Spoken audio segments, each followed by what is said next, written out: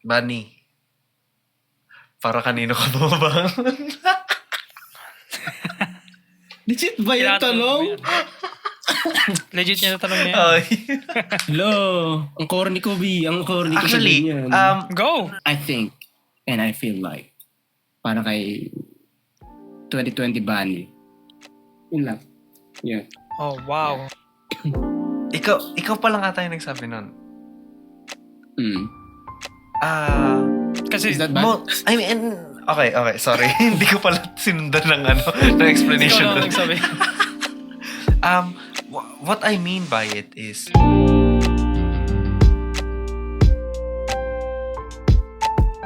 hello everybody! We're back! We're back at it again with another episode of Midnight Crisis. You know who it is, kilala nyo na kami. Ako si Jose Rizal, kung nakikita nyo yung buhok ko.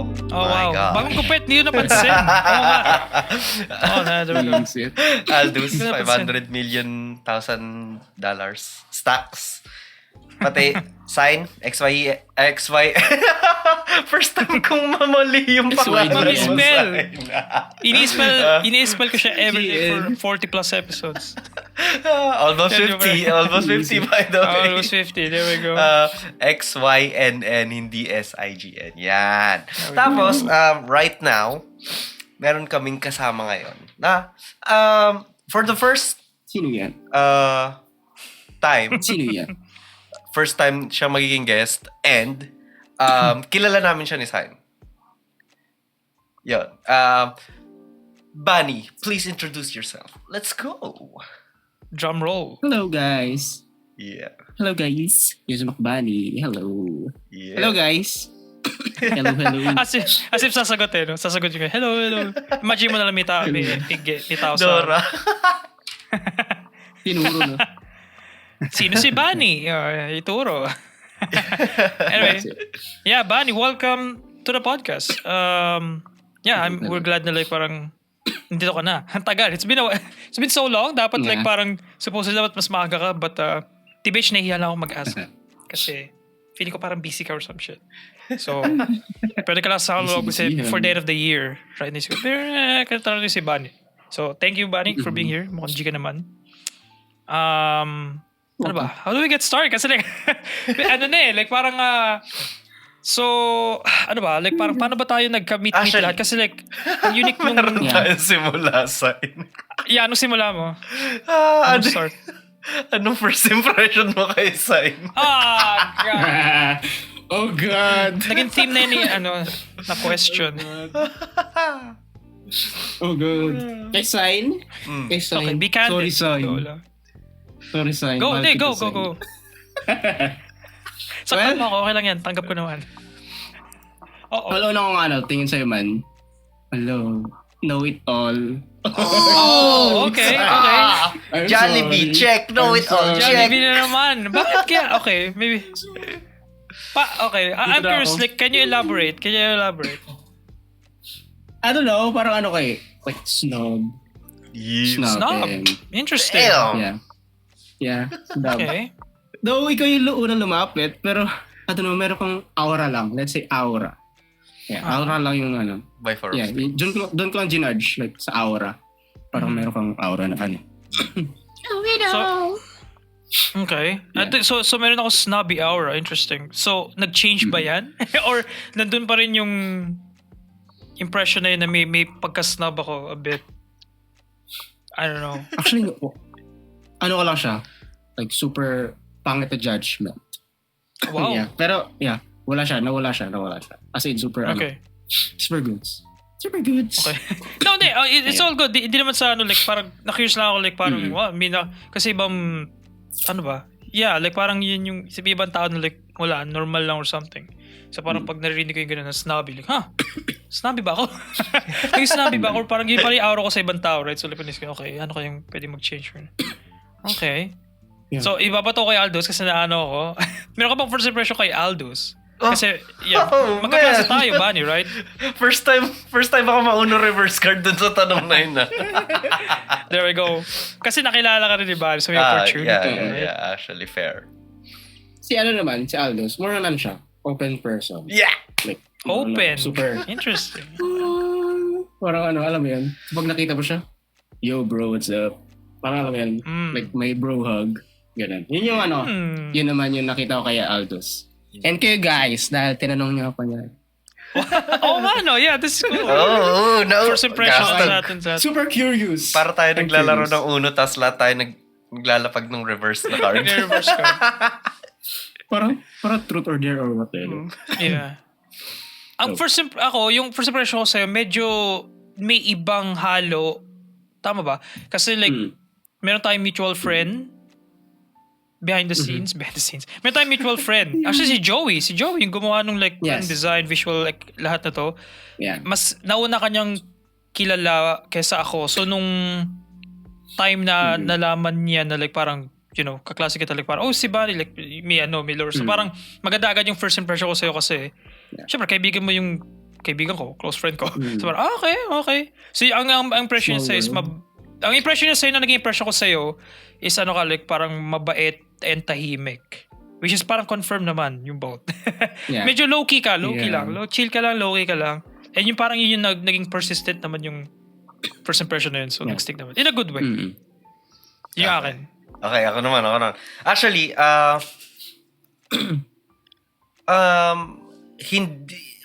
hindi tayo ever naging magkaklase na as in magkaklase. Yes. Yeah. Never ba? Parang, actually, hindi ko rin sure. Pero kung meron man, pareho I guess pareho tayo hindi aware. At best, schoolmates. Yeah. Yes. Schoolmates. Tapos, naging batchmates. Sabay-sabay tayo gumraduate. And, actually, ang first impression ko kay Bunny, sobrang jolly pati friendly niyang tao. Pero kasi sobrang limited din ng ko doon, ko doon. Kasi pag si Bunny, ito, for the record, para marinig din ng listeners and viewers. Every time na magkikita kami ni Bunny, babati siya sa akin, tapos nakangiti siya na super wide na smile. Tapos, yes, gusto ko lang sabihin na nung mga unang panahon, nung mga unang beses na nangyari yun, parang, syempre, gigiti din ako. Pero sa utak ko, sa loob na utak ko, hala, sino siya? Hindi ko siya kilala. Nakangiti ka rin, hi! Sino ka? Like, super friendly ni Bunny. Yeah. Tapos, super wide nung ngiti niya. Tapos ikaw, parang, you feel like the fool na parang, hala, kilala ba dapat kita? Sorry. Ayun. Hindi, pero ayun. Kumbaga, in a good way, sobrang nagre-radiate ng friendliness, pati ng ng positive joy si Bunny. Yun yung first impression ko. Ayun. Yeah. Yeah, pero honestly, yan, like, parang minamask ko lang. Like, super lang awkward ako. Kaya humingiti na lang. Oh, wow. Yeah. That's why. Ganun na lang ako makipag-aral. Actually,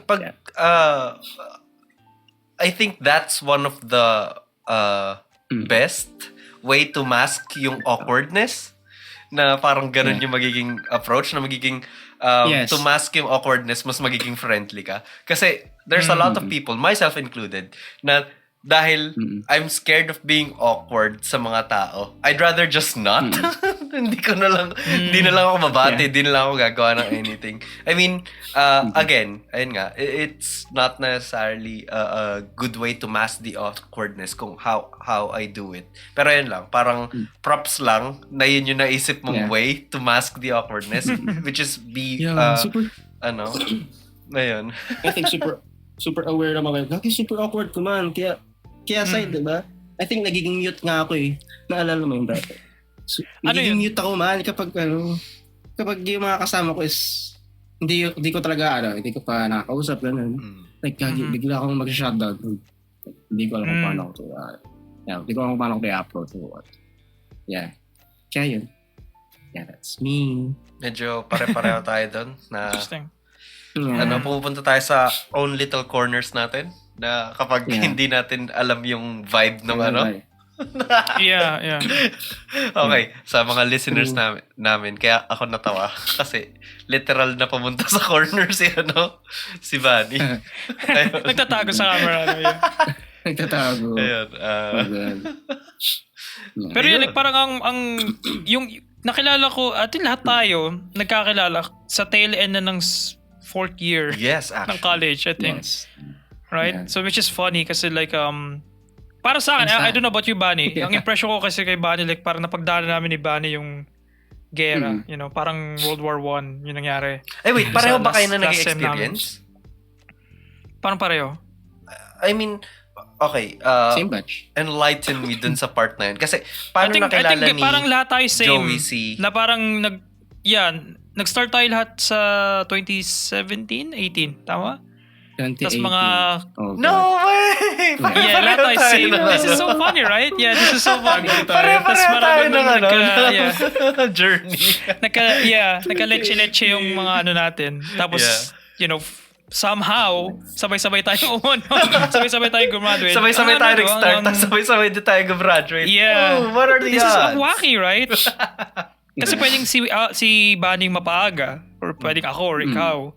Pero, you know, fate works in mysterious ways. Yeah.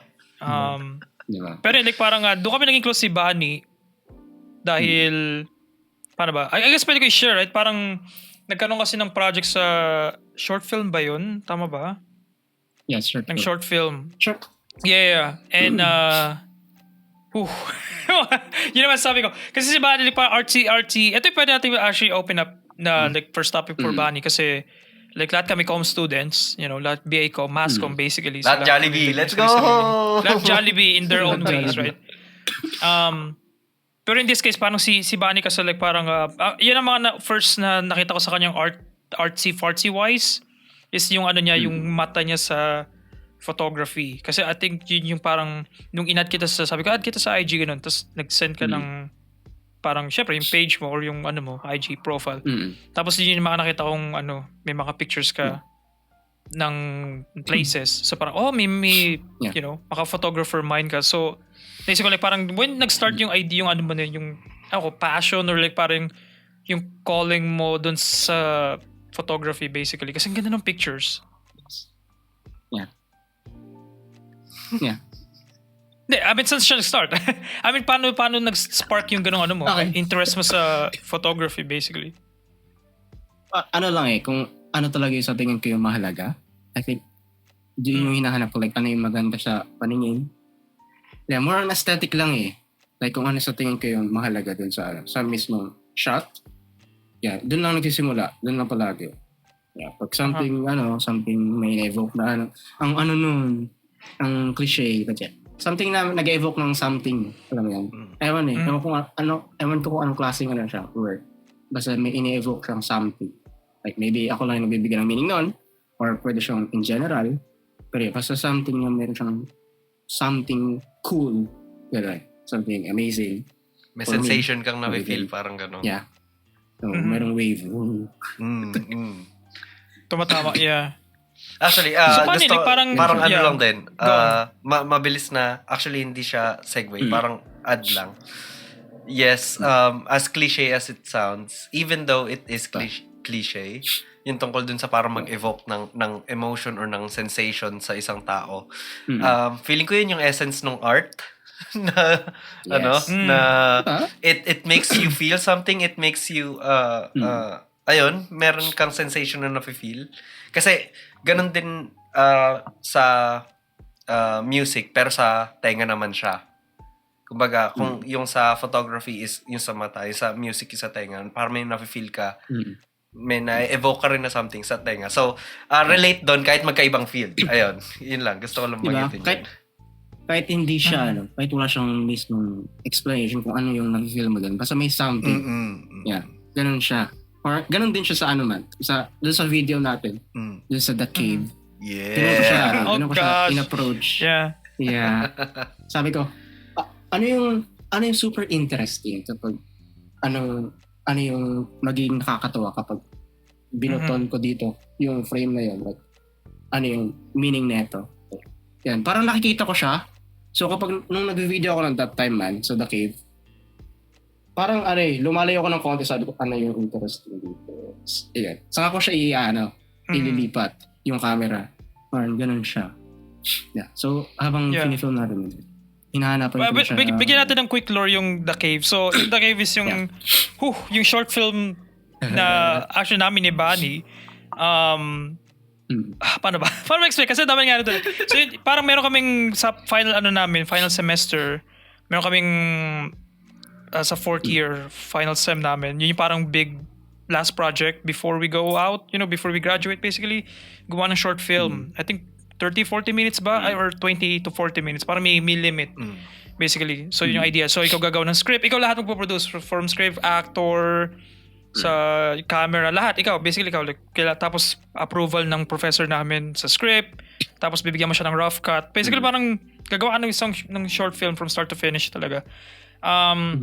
So by that time kasi parang kilala ko na si Bunny. So kinuha ko si Bunny kasi sabi ko magaling siya mag-camera. I'm sure magaling din siya mag-video camera. Naisip ko sana, di ba? Kasi parang nakita ko yung photographer niya, nakita ko na parang mayroon siyang mata for shots, good shots. So ang original short film ko is The Cave. Basically parang about siya sa tatlong friends na nag-stuck sa cave. Basically yun yung kwento ng buong nasa cave lang sila kasi naisip ko, okay, low budget, kailangan isang location lang para hindi mapagod yung actors. Alam mo parang just nandun sila lahat, masikip, madali lang yung camera. Parang siya, cost cutting talaga para madali yung Kaso, complications sa time, sa schedule, and basahan namin. So siya, na-modify. Ang nangyari is naging mockumentary siya ng The Cave.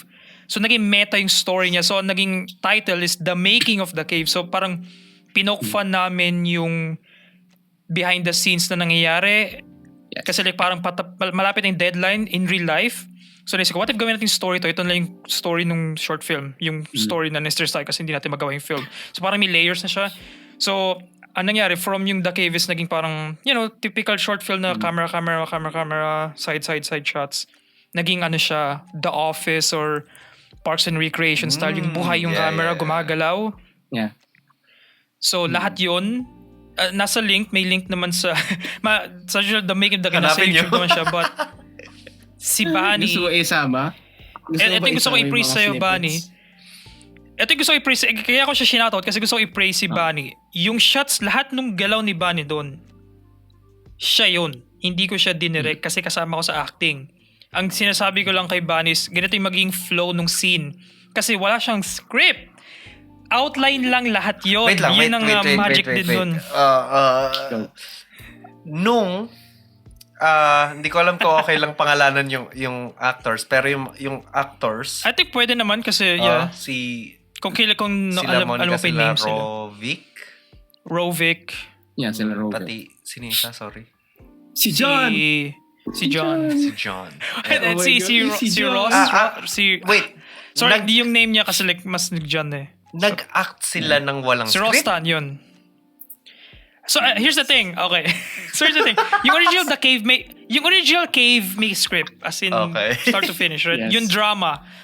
But nung nag-shift siya, gumawa lang ako ng outline, scene by scene outline, scene 1, scene 2, scene 1, ito yung mangyari, sign talks to, gano'n, scene 2. Yun lang yun. Wala siyang script.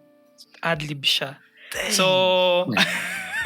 So kaya, yeah. Okay, mahabang story. Pero basically, kaya kami, ewan ko, parang magic, lightning in a bottle, right, Bunny? Kasi hindi kita dinirect nun eh.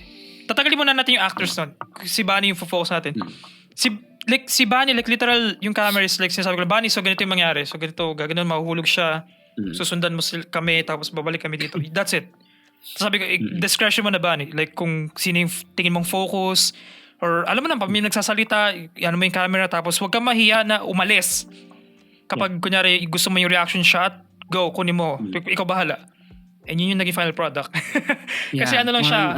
Parang theater yung ginawa natin, right? Parang theater play. Yes. Kasi just lang siya, isang buong mahabang scene. Yung footage namin is mahaba lang siya, mga 10-11 minutes. Tapos kami na bahala mag-maniobra. Usually, isa o dalawang takes lang yun. Dalawang beses namin inuulit. So that's it. Okay, next scene. Kasi wala nang time. Wala nang time to So, gusto ko lang, Bunny, shoutout kita here. Kasi sobrang, as in talagang, ang laki nung praise ko sa'yo talaga. Legit promise.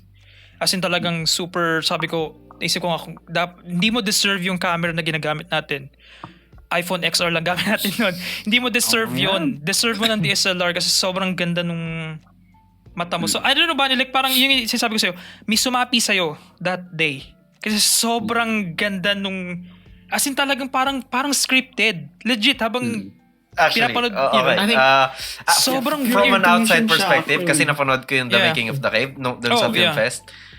Bro, it feels scripted, man. Kumbaga, not in a bad way, pero in a good way na parang meron siyang, may clear, like, direction may clear na story. parang kompleto yung background stuff. Like, kaya ako tinanong weird, tinanong ko kasi it doesn't feel like walang script. It doesn't feel like that. Kumbaga, it feels, bro, like nakikipagsabayan siya sa dun sa mga if anything, like it's just, parang siya ayun din yun. Parang lahat tayo dun sa bar na yun, ng gabing yun, parang nasa flow state. Nasa flow state kasi dahil siguro sa stress, ganun, sa stress. So, kailangan natin matapos to. So, kailangan natin i-focus talaga. Parang lahat ng focus sa buong buhay mo, finocus mo sa araw na yun. Ganun yung feeling. Tapos ako naman, more on full intuition lang talaga siya, man. Hindi ko alam. Basta alam ko lang. Paano nakuha yung intuition na yun? Alam mo, like, parang doon ako na-curious. Like, parang, alam ko favorite show mo of all time ba? Sabi ko bang of all time, I don't know. Is How I Met Your Mother, right? Tama ba? Yes. Actually, kung napanood so like parang,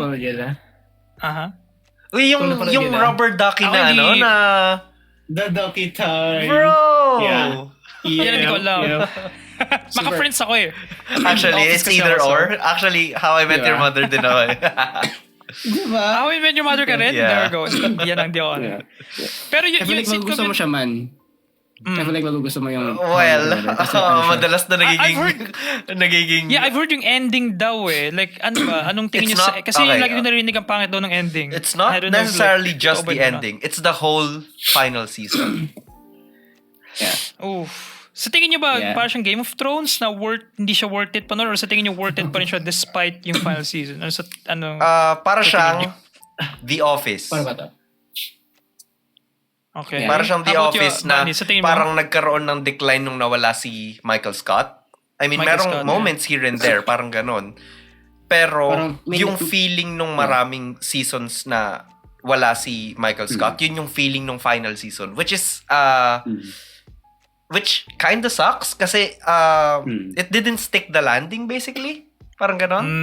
Ayun. Kumbaga, ang ganda niya. May gusto ko sabihin. Ang ganda niya most of the time o halos all throughout ang ganda niya. Tapos it just didn't stick the landing. Para sa akin. Di ko alam, Bunny, ano masabi mo sa last season ng May ramp siya, may ramp. May ramp siya pag ganon. Tapos pagdating, ganun siya. Ganun siya basically. Pero I think magugustuhan mo siya kasi yung writing, man. Kasi yun yung napansin ko kay Sign eh. More on siya sa writing. Like, dapat mag-make sense. And I really think nag-make sense siya most of the time. Tapos sa last season, yun lang talaga. As in, nag-flop siya sa... I mean, it's not necessarily a flop, pero sobrang a tear down yung naging compared sa quality. Okay. Kasi actually, dadagdagan ko lang din yung sinabi ni Baniton kasi sobrang solid. Ako, I'm not really a writing kind of guy pagdating dun sa shows, ganyan. Pero, ang napansin ko sa How I Met Your Mother, meron silang mga ongoing na basically para naging inside joke siya na nagsaspan all throughout the seasons. Like, merong na-start at one season, tapos nagsistay pa rin siya until the final season or until ganito ganyan. Yung may gags na sila. I mean pati yung pati yung basta marami. So parang I think ayun nga, parang it's it's a writing thing, pero at the same time, I mean, I think it's relatively easier na gumawa ng connection sa ibang seasons or ibang episodes sa mga naunang seasons. Kung, ayun nga, episodic yung structure. I mean, not necessarily fully episodic, pero alam mo yun, pwede kang magpasok every now and then dahil sa every episode, pwedeng bagong storya, ganun. Pero sobrang solid kasi hindi ko alam kung ano yung vibe ng Friends, pero sa How I Met Your Mother, dun sa mga ongoing nilang parang stints together na parang nagper-persist yung isang bagay na okay, hindi ko to gagawin, pero gagawin ko to at a later time. Like yung statement na yun, tapos merong payoff somewhere down the line, sobrang tagal bago yung actual payoff nun. Ayun, it's a writing thing, tapos it's good. Tapos ma-feel, ayun, actually, babalik tayo sa sinabi ni Bunny din, na ako, personally, parang na-feel ko na, dahil alam ko yung inside thing nila, na merong mangyayari somewhere down the line, it feels like parang parte ako nung friend group, parang gano'n. Yes. Ayun. Tapos yung iconic na upo nila dun sa bar, parang nandun ka lang sa parang yung pagkakuha ng shot, nung nung medium shot nila, parang nakaupo ka din dun sa sa table. Ayun, kaya sobrang solid. Parang ayun. Hindi ko lang alam kung ganoon din yung vibe ng Friends. Kasi yung sa Friends ata is parang sa Central Perk, dun sa coffee shop naman. Ayun. Parang yun yung bar nila, basically doon sila nag-hangout most of the times. Ayun. Okay. Nagustuhan ko yun. Yung mga callback. Yeah. I think super super nagko-connect. Parang mas may parang may pake talaga yung writer doon sa every callback. Parang lahat tinatandaan ng nila.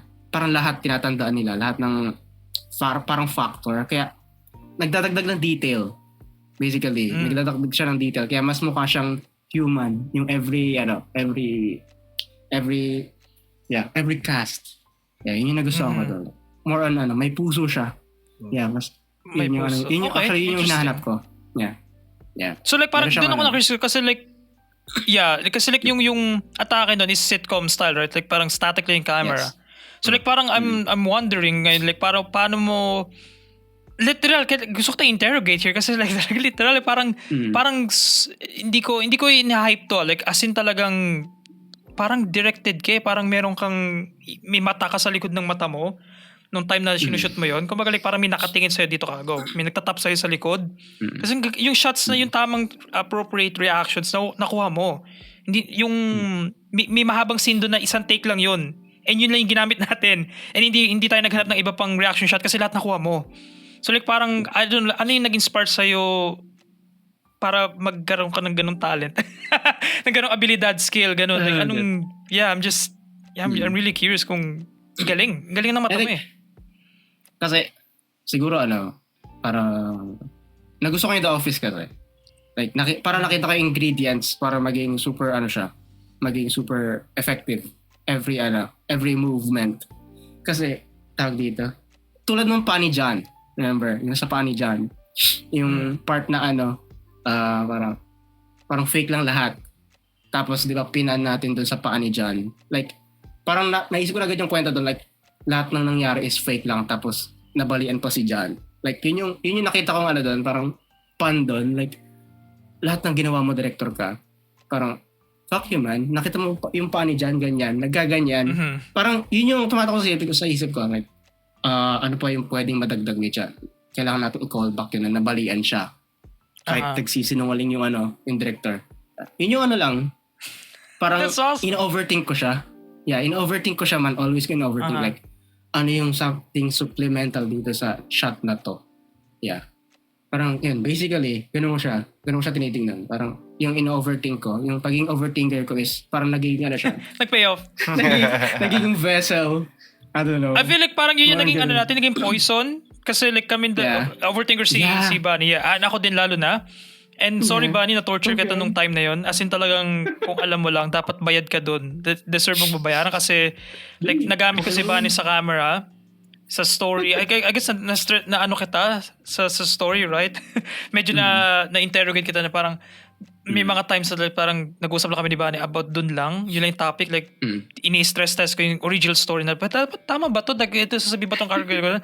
Hanggang sa editing, Meron kaming 24-hour mula umaga hanggang buong, iikot ang isang buong araw na nakaupo lang kami dyan sa kwarto ni Bunny. Diyan kami nag-edit eh. As in, kakain lang kami tapos habang kumakain actually, you know, nag-edit. Bumili pa kami ng merienda. Nagdudong na tayo parehas. Literal, as in, mga 24-hour session ng edit, talagang ganun kami ka-meticuloso dun sa post-production. Pero like, ayaw ko, like, parang ang galing lang. Siyempre, props din sa actors. Kasi parang walang dialogue. Wala kaming script. Like, sinasabi ko lang yung main trait ng character. Mayabang ka, ikaw, very sip-sip, ikaw, wala kang pake. That's it. Yun lang yung trait na binigay ko sa kanila. Tapos, kung ano tingin yung natural sa scene na to. Si John Rossan, Monica, and si Rovic. So, shout out. Ano lang sila, na-pluck lang sila sa audition. Basically, naghanap lang ako ng... Kasi may audition sa mga lower years. Freshman sila that time, I think. So, naisip ko, wala kasi yung cast sa atin lang, di ba, Aldo? Sa atin lang yung cast. Like, tayo lahat, hahanap ng lahat. Yun yung dahilan kung bakit ako lang yung cast. Naisip ko at one point, parang kami dalawa ni Bunny. Like, parang kasi like, at one point, like, hindi ko na alam kung like, masyado bang ambitious to. Kasi like, parang nagsulat ako ng dalawang lalaki, isang babae. Wala akong kilala. Na babae kasi at that point, graduate na yung mga kabatch namin. So, hindi ko nakilala yung mga batch ngayon, gano'n. So, naisip ko mag-pluck lang kasi nagpa-audition sila. So maraming audition tapes from lower years. So pinili ko lang, ito Monica, like mukhang magaling mag-acting. That's it. Wala na akong ibang alam sa kanya. So thank you na siya, you know, na sumama. And ito yung pinakamalaking flex. Bunny, I feel like basta parang lightning in the bottle yung project na yun kasi ang daming nagkamali, ang daming maling nangyari behind the scenes para naging comedy tayo, which is iniiwasan ko. Diba? Like parang I think narinig na to ni Bunny before na like sobrang dinidread ko maging comedy kasi puro comedy yung ginagawa ko throughout my college years, yung mga project. Puro comedy, short film or comedy. At yung atake, gusto ko magkaroon ng drama. Pero yung final, naging comedy ulit. Pero like ang pinakamalaking like proud moment sa akin is nominated tayo sa lahat. Kasi meron kaming parang Oscars sa namin. ACA, baby. Na parang Com Awards. ACA, Annual Com Awards. And doon ako pinaka-proud nung time na, I remember this yung na-nominate yung cinematography. So, magkatabi kami ni Bunny noon. Sabi ko, panalo na tayo. Alam niyo, parang, hindi kami nanalo noon, pero panalo na like parang, yun that's it, na-nominate si Bunny. Kasi like parang deserve ni Bunny yung nomination na yun. And nanalo sa Best Editing. So, doon ako proud. Kasi dahil nakita ko yung, syempre, kami dalawa ni Bunny na gano'n. Si Bunny yung like mostly naging galamay nung editing. Tapos ako lang parang nagdidirect na pangit yung palitan mo ng clip ko doon. So like parang super happy ako na like nabigyan ng flowers. Deserved na flowers si Bunny doon. Kasi like parang overthinker ka and self-doubter ka na. Nagda-doubt ka sa sarili mo a lot. Yeah. Yes. I remember that yung usapan natin before, right? Na parang may mga ganun moments na parang ako ba talaga dapat mag-edit nito? Ikaw nagsabi na, di ba? Parang ikaw na lang mag-edit sa parang gano'n. Sabi ko, hindi. May mata ka sa kailangan ko ng boses mo eh. And parang I feel like nung na-vindicate ka, nung na-nominate ka for both. Parang doon, I'm happy for you, man. Good stuff. Yun. Actually, speaking of speaking of flowers, hindi ko alam kung sinabi to ni Sir, yung professor namin dun sa dun sa film. Feeling ko sa klase niya lang sinabi. Sa klase namin. Kasi ayun nga, hindi kami magkaklase. Hindi kami magkaklase ni Sahin pati naman. Sinabi ni Sir na ang mahirap doon sa ganun, like sa genre ng comedy basically. Ayun nga, yung parang timing, yung ganito. Tapos, okay, props dun sa actors kasi sobrang solid nila doon. Tapos, at the same time, I think in the same context, ang mahirap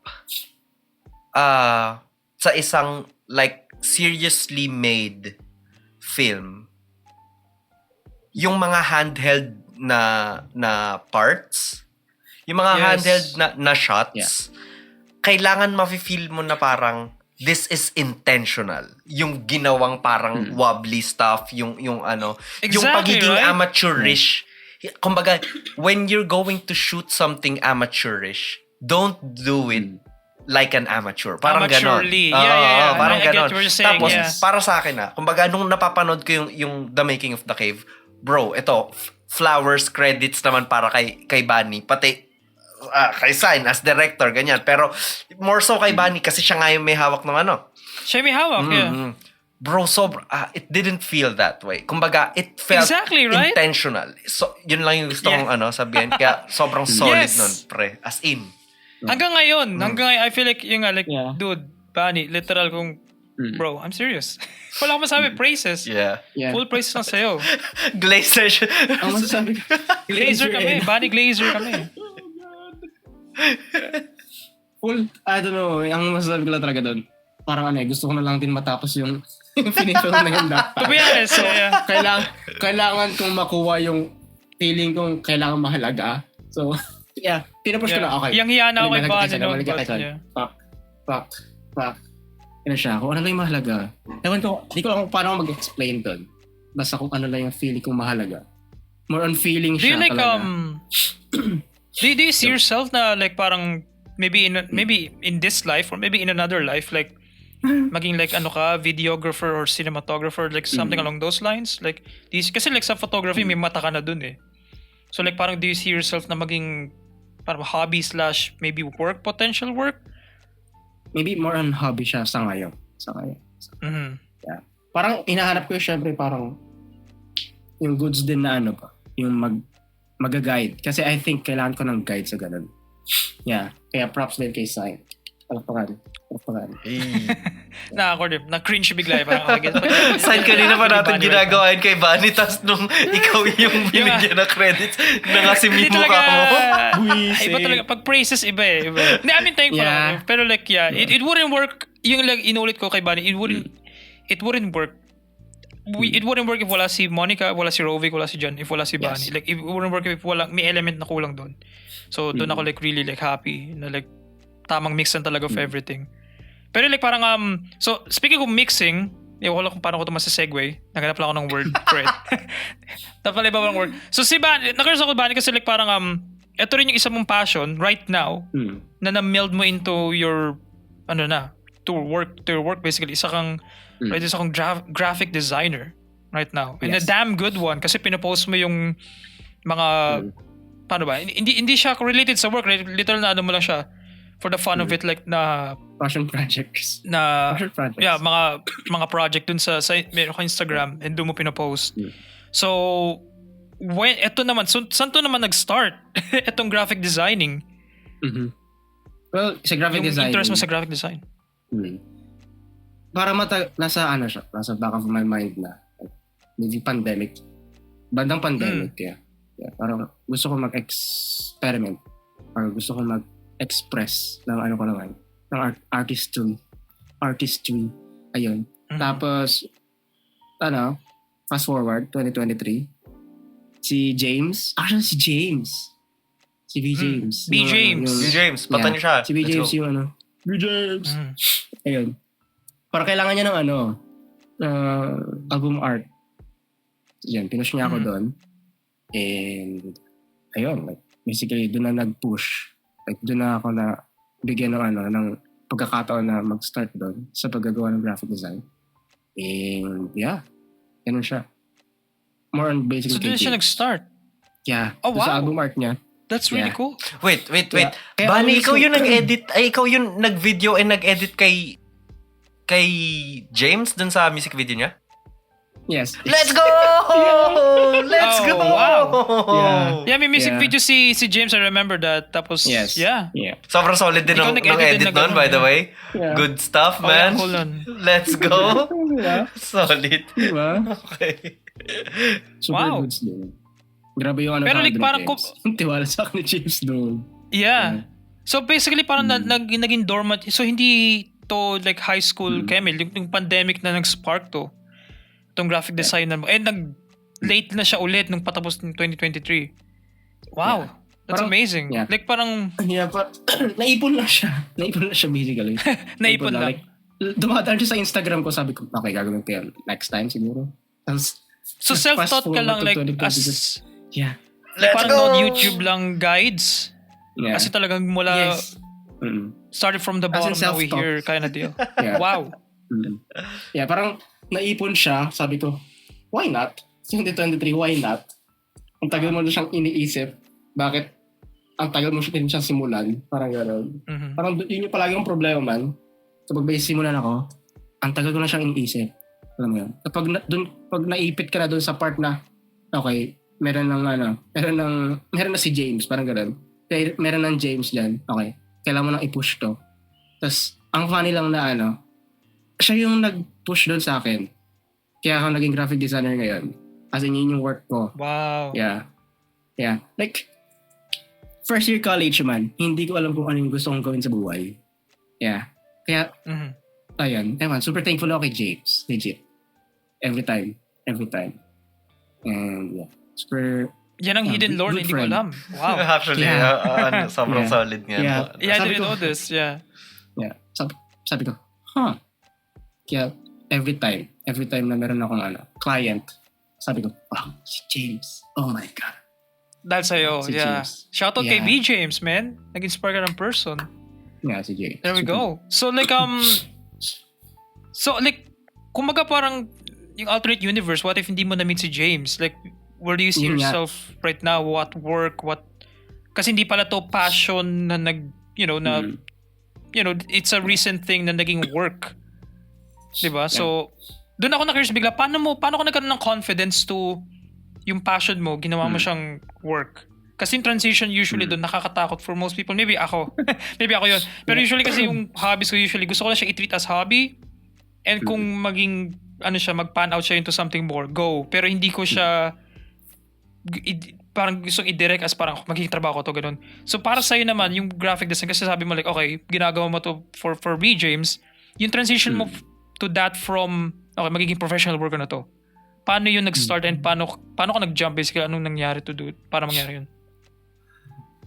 Honestly, sa sa pressure lang siya. Okay, kailangan ko nang may gawin.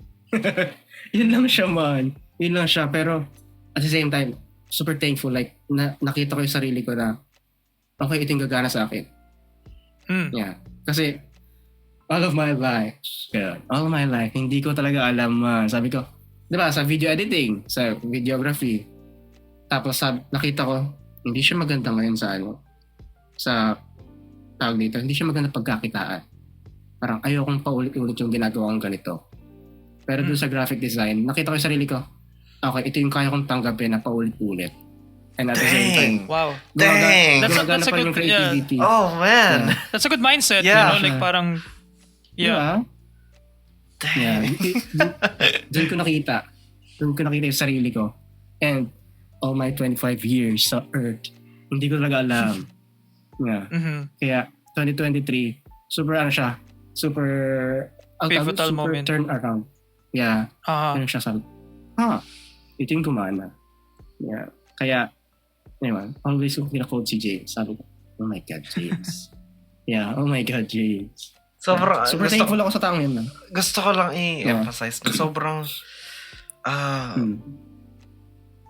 hindi ko alam, pero I think it feels like such a big deal na makita mo yung something na gagana sa buhay mo, na kaya mong gawin, na pwede mapagkakitaan and everything. Paulit-ulit. Sa buhay. Tapos okay lang na gawin mo siya na paulit-ulit. Kasi feeling ko, ang hirap makahanap ng ganon. Or ang hirap, hindi lahat ng tao, I think, is nakakahanap ng ganon. Like, karamihan sa mga tao, like, nagpa-power through lang sila for doing something that they don't necessarily want to do. Pero yung sinabi mong yun, Bunny, bro, like, diba? Well, hindi ko alam. I have no words. No words. Tanong kita, Aldo, sabi ko personal, do you see yourself doing music paulit-ulit and you'll never get tired of it? Like, kaya ba yung tingin mo sa music or na-curious ako bigla? Okay, Bunny, kamusta ka na ulit? Okay, that's something na parang magkakaroon ng ibang episode. Interesting. It's something to think about. Pero anyway, it feels like... That's something to think about. It's something to think about. Ayun. Yun lang yung masasagot ko doon. It's something to think about. Yeah. Pero maganda yung perspective mo doon, Bunny. Very. Yeah. Yes. Kasi like, parang yung perspective ko naman sa work is may clear distinction Yun na pag-usapan din natin a few episodes ago. Yeah. Gusto ko yung mindset ni... Sorry. Voice crack. Nagbibinata. Gusto ko yung mindset ni Bani about it na like parang yung passion niya, yung pagkakakitaan niya basically, right? Which is, for most people, like, ito niya, dream job. Yun yung parang usual term na ginagamit. Pero ako parang overthinker ako sa ganung bagay na like feeling ko ma-fed up ako kapag ginawa kong trabaho yung gusto ko gawin. Bro, same. Kasi baka ayoko na siya balikan. Yeah. So, sa akin like parang okay ako and mas nag-work sa akin yung idea na meron akong work and meron ako like parang pag-uwi ko sa bahay, ito yung nilook forward kong gawin basically. And ayoko siya ma-merge. Ayoko siya maging isa lang. Kasi nakakatakot. Yun yung pressure sa akin kapag inaasahan ko yung, lalo na pag creative talent, pag inaasahan ko yun to make money, doon ako like parang, oh God, like I feel like hindi ko siya kaya. Parang wala akong safety net in terms of like financial. Kasi parang nakalaan doon yung financial sustainability doon sa creativity mo. And ayoko mapunta yung pressure na yun. Ayoko maging pressure sa akin yun. Personally, ganun. So yun tingin ko. Kaya parang sa mga ganyan takot ni Bani, naiingit ako. In a good way, parang envious. Hindi ako jealous, envious ako. Mas maganda ba yung envy? Kasi sa jealousy. Basically, parang ganun, parang gusto ko ma-equip sa sarili ko yun na sana ganun din yung mindset ko, right? Na parang yung dream job ko is maging ano ko rin. Yung passion ko is maging dream job ko, basically. Parang ganun. Kasi parang it's so easy, right? Kasi si Joey is one example na parang same sila ni Bani. Na dati pa lang nung college pa lang, early years of freshman, ganun yung sinasabi sa akin. And ngayon, like, parang happy ako na like, happy siya na ginagawa niya yun. So, it's so weird na like, ganun din naging kay Bani in a weird way. Like parang, naglalakad lang si Bani, bigla siyang, alam mo parang sabi mo nga, 2023 nag-click sa'yo na, kaya ko pala, pwede pala to. Hindi ako ma-fed up to gawin. Butterfly effect. And continue ka na to do that. Like yung, ang weird, right? Yeah. As in yung trajectory ng buhay ni Bani, as in, from aimlessly wandering, tas biglang straight. Solid. Yeah. So how's work ngayon, Bani? Kamusta? Na-curious ako, Bani, kung ano yung like, are you stressed? Are you like parang are you still having fun? Siyempre burnout. Hindi siya makawala man. After ng lahat ng pinag-usapan. Hindi na makawala yung burnout man, legit. Pero burnout. I think yun yung burnout na kaya kong tanggapin. Kasi ganun siya. Yun yung burnout na kaya kong tanggapin. Kasi I feel like sisirain ko yung I feel like sisirain ko yung moment. Kasi may pera pa. No. For fair. It's yun fair. Yung, how do you like parang how do you cope with that though? Yun yung akin kasi like parang do you may risk kasi na baka mawala yung passion mo, gets mo ba? Baka ma-fed up ka sa ginagawa mo, right? Like iniisip mo ba yun or dumamba sa isip mo or hindi anong tingin mo doon sa ganung idea na yun na kasi sabi ko yung burnout ka, right? And it just so happens like yung kinaka-burnout mo is yung gusto mo gawin. So like parang how do you cope with that? I think siya man, technicality lang siya eh. Kasi ayun, merong yung niche ko kasi sa graphic design. Meron na silang gustong itsura. So honestly, like parang meron ng preset yung yung e-commerce. So halos di mo siya kailangan ng creativity. Like dadagdagan mo naman siya. So parang yun yung nahanap ko. Like may balance siya ng creativity pero at the same time meron ng alam mo yun, parang meron ng may groundwork na template, meron ng groundwork na. Okay. Meron siya. Kaya yun, ganun ko siya nakita. Like nakita yung balance nun and yun yung balance na I think kaya ko ganun siya. So hindi, okay, I got it. So basically parang kaya hindi ka pa fully fed up. Basically, yung word na wala may sinibang word. It's because kasi may creativity, of course, pero hindi yun yung only yun lang yung kinukuha for the job. At least may sinusundan kang template or something. Okay, gotcha. Yes. Kasi I don't know how I don't know yung behind the scenes ng eh. Kasi like, for Midnight Crisis, like, meron akong concept art. Tapos sabi ko lang, hey, kay Joey, dun sa gumawa nito, sabi, hey Joey, ito yung naisip kong design. Can you like parang work around kung paano siya gawing graphic design, basically. And parang yun, nagpakita lang siya na ito yung design, pili ka dyan. Parang okay, pili ako. Tapos, okay, maganda ba yung color, ganyan. Yun lang, that's it. Pero I don't know what sa mga mas professional, I feel like mas yung may client si Bani na mas, mas big tier clients. I don't know like how that works. Like, ganun din ba na, I think gusto namin idea, go. Or like may mga clients kang, you know what, ikaw bahala. Ganun ba? Anong mas common basically? Like, yung tao na may gusto o yung tao na like, lalapit sa'yo parang ikaw yung gumawa from scratch? Meron silang parang meron na silang iniisip na magiging itsura. Parang ganun. So, binibigyan ko lang sila ng peg. Yeah, ganun na lang.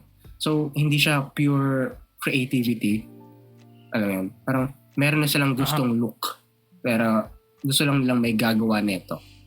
Kaya, I feel like, lang siya, kailangan mo lang humanap ng client. Maraming client na ganun man. Kasi hindi na nila kailangan ng ng full-on creativity. Pero like, sinira natin yung moment kanina. Pero yeah, ganun siya. Pero I get what you're saying. Yeah. Wait lang. Bunny, anong mas prefer mo? Yung napapractice yung creativity mo or yung merong template? Or I mean, pwedeng it's a mix of both. Pero yung preference mo? Sa ngayon, financially. Hindi ko bubulsitin yung sarili ko, pre. Money, baby. Yeah, pero, alam mo yan, yeah, always, binabalance ko yun. Binabalance ko naman yan. Yeah, binabalance ko naman. Parang always siya may natitirang, hindi naman siya ganun kalaki. Alam mo yan? Like, nagpakain na tayo sa sistema. Yun lang yung term doon. Kasi, like, kailangan natin mabuhay. Gano'n siya. Ganun siya nakikita ngayon. Yeah. Ayun. Okay, there we go. How do you, like, nakurious ako. Sige, parang, baka si ano. I feel like sinuwerte lang ako dun sa nahanap ko yung balance ko sa part na yun. Yeah, may konting creativity pero at same like, mapapakain ka. Pero, like, yes. I feel like, diba? Parang siya mahirap humanap ng pure on creativity. Like, meron talaga nun. Pero, alam mo yan, kapag gusto mo ng something na talaga, like, meron ka agad masisimulan. Yun lang. Magsimula ka dun sa meron ng established. Yun yung ko dun. Nakikita ko. Actually, yun din pala. Design part. Yeah. Yun, Bunny, feeling ko yung, I mean, how I interpret yung sinabi ni Sign kanina, na parang, ayun nga, ma-fed up ka dun sa art or dun sa gawa mo. I think it's more so, at least for me, na feeling ko yun yung parang work na full creativity. Kasi yun yung nakakainis. Kasi it feels like pwede mo siyang gawin for yourself but it feels like you're doing it for other people. Pero kung meron ng template, feeling ko yun yung parang, okay, basically hindi nila binabayaran yung ideas mo. Kasi yun yung masaklap kapag feeling mo binibili nila from you yung ideas mo. Pero kapag meron na kasing template, binibili nila yung expertise mo. Binabayaran nila yung expertise mo. And it feels good. And at the same time, ayun nga, paldo! I mean, kikita ka. Ayun. Yeah. Ayun. Kikita talaga. Kaya feeling ko, yun yung parang distinction dun. Which is a very important piece of knowledge na yun dun sa template, yun yung hindi papatay. Kasi parang nag-fuse ngayon yung sinasabi ni Bunny pati sinasabi ni Sign. Kasi diba sinabi ni Sign na merong clear distinction yung passion pati yung profession, yung trabaho pati yung something that you love. Feeling ko yun yung distinction. Yun yung distinction ni Bunny. Na kapag gusto niyang maging creative, pwede siya maghanap ng anyone. Actually, kahit si James, ganyan. O kaya kung pwede niyang gawin para sa sarili niya, gumawa siya ng graphic design for himself. Yun, gagawin niya yun.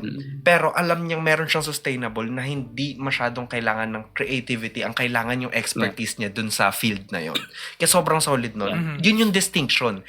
Pero it's still in the same field and it's still like in the same conversation na it's still all graphic design na hindi siya fully 100% nahiwalay sa isa't isa. So yun, sobrang solid. Actually, nag-interject lang ako kasi pinapakinggan ko yung conversation nyo. Tapos parang iniisip ko din na, okay. Like, okay lang di pa kasi ako nagsastart sa buhay ko basically. Gumagawa pa lang ako ng music. Hindi pa ako nagtatrabaho and everything. Tapos dun sa pag-uusap niya, parang dun ko win-away yung options ko. Okay. Yeah. Ayun pala, Bunny, I'm still unemployed. Walang yan. Wave that flag. Proud unemployed. Proud tambay. Proud pa, alam mo na yun. I mean, grass is greener, right? Like, parang, para sa pag unemployed ka, mas marami kang time. Damn. Like, parang gising and then free time. You know, parang titignan mo lang yung timetable. Anong gagawin ko buong araw? Free hanggang gabi ulit. I guess yun yung parang something na parang yun. Actually, Bunny, ano ka ba? Yeah. Na from graduation, bigla kang, nagtrabaho ka na kagad or may pahinga ka? Actually, ano yun man.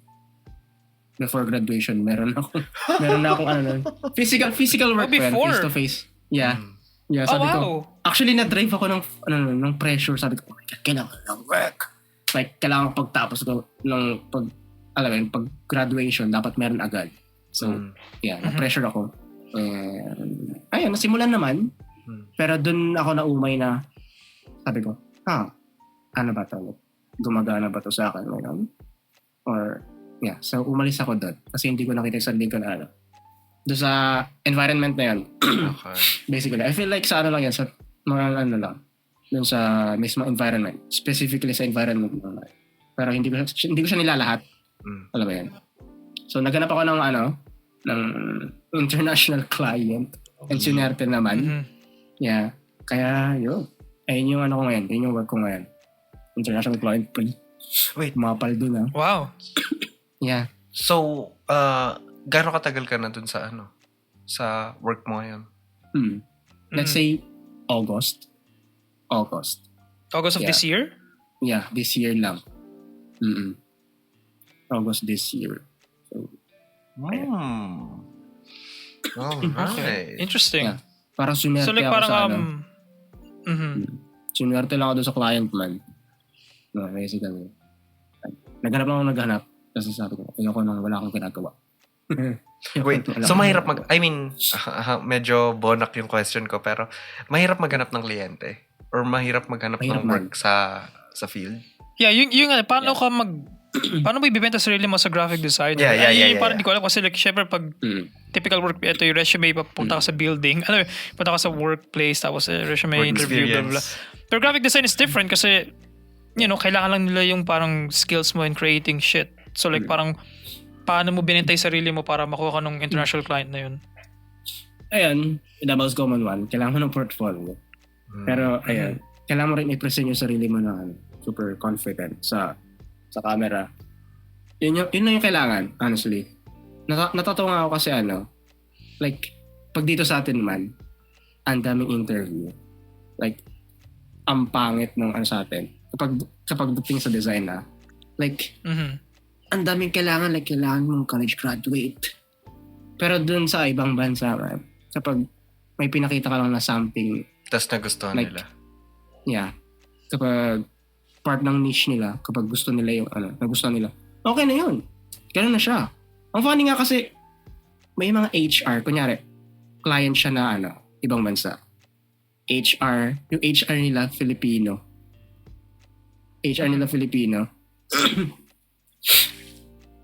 Kapag yun yung napasukan mong tawag dito, client, ang dami lang tanong. Ganun.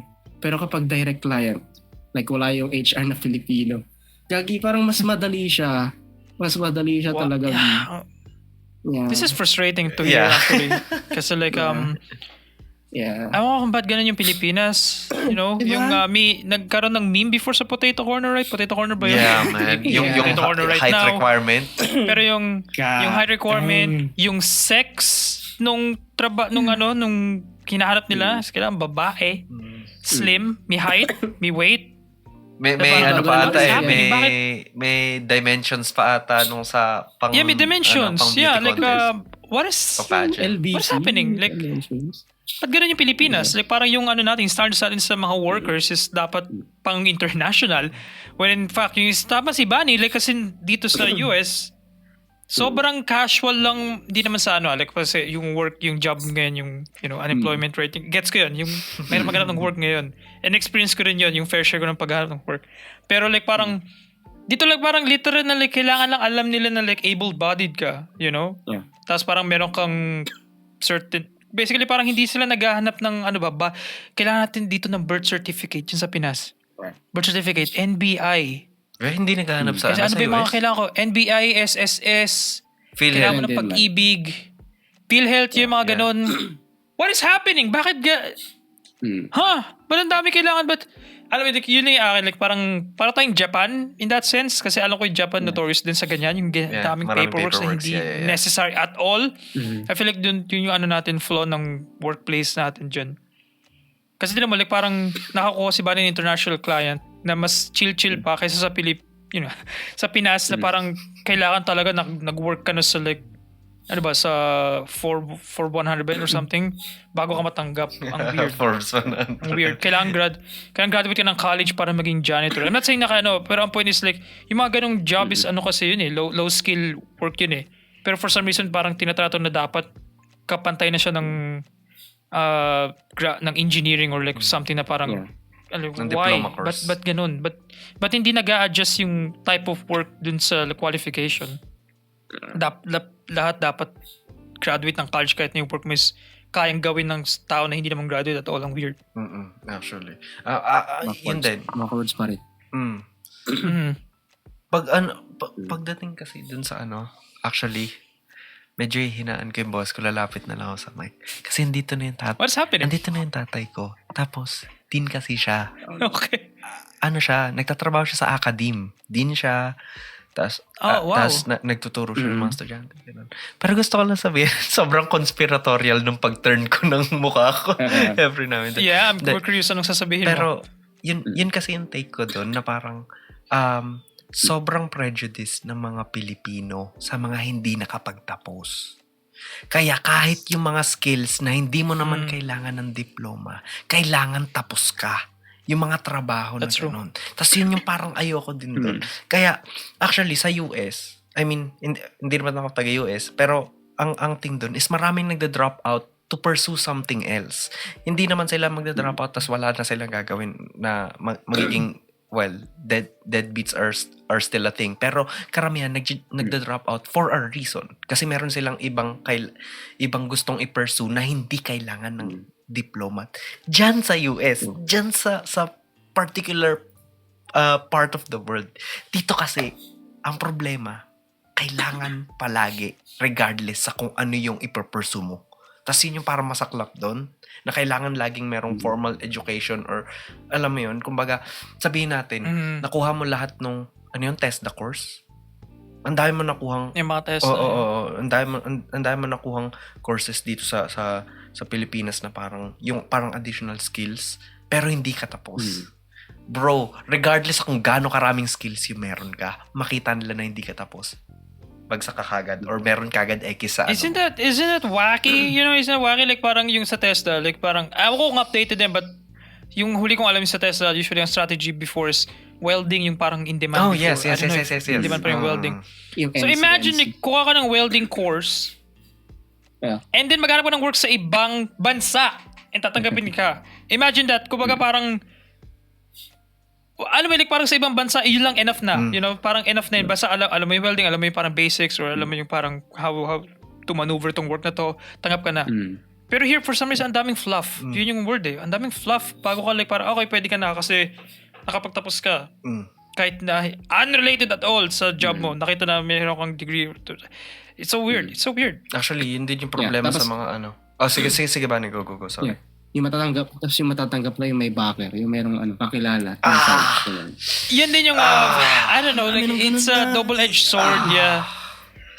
I think it's a double-edged sword para sa, like, I understand yung frustration for people na walang connection. Tumago, ayaw makancel yan. Ayaw targetin. Yeah. Kasi this is a topic na I feel like parang pwede siya maging debate kasi may iba na hate yun, vehemently hates yung ganung idea na dapat lahat fair, equal, ganun. Pero I get it yung time na dapat meron ka lang talagang person inside na sa'yo magbo-bolster. Hindi, yan. Okay siya. Okay siyang tao. Parang ganun. Alam mo yun? Like parang, alam ko, kasi like, just complicated. Pero nag-gets ko yung both sides.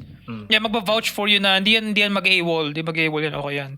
So like, reputasyon ng tao sa loob yung nire-risk nila, right? So I get what you're saying. Yeah, it's just complicated, yeah. Yun yung tingin ko doon kasi it's a 50-50 sa akin. Yeah. Actually, okay ano ba siya? hindi. I get yung both sides. Actually, ngayon sinasabi mo sa akin, parang, nagigets ko din. Kasi, syempre, naging, naranasan ko na ako yung merong backer. Pero naranasan ko na rin na ako yung wala. Tas sobrang frustrating kasi kapag wala. Pero kapag meron kang backer, parang iniisip mo na part siya ng resource. Wala kumbaga hindi ko naman pinili na meron akong kilalang tao sa loob.